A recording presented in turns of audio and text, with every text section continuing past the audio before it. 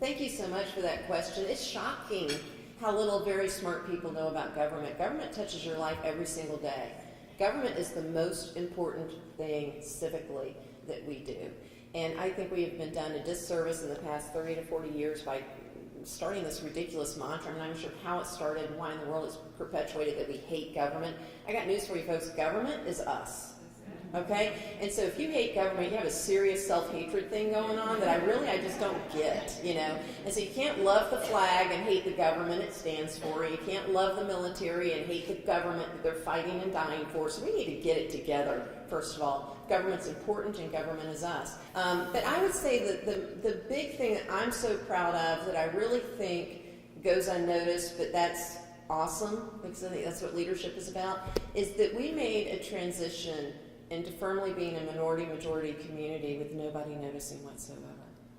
And that's one of the reasons I ran, is because I do love government and I do love politics in the best sense of the word, not the crap you see on cable news all the time. But I mean, the politics is the method through which you tell people how you're going to govern and how you explain to them how you're going to govern.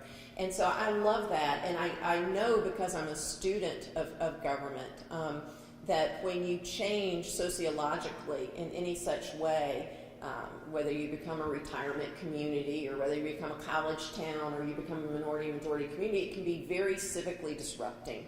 It can cause a lot of discord. It can cause a lot of flight, as it did in some of our sister cities that had that same experience. And so I really believe, first of all, coming from a Gen X generation, I knew nothing of structural segregation. I never experienced it. And I think that allowed me a particularly fresh perspective and an authenticity to talk about race in a very respectful, even-handed way. And the biggest misconception in life is that, quote, successful people have it all figured out. They don't have it all figured out. They're just more comfortable with uncertainty in high-level operations. They just are a little bit more comfortable with being able to negotiate choppy water. That's all. They just don't freak out when it's uncertain.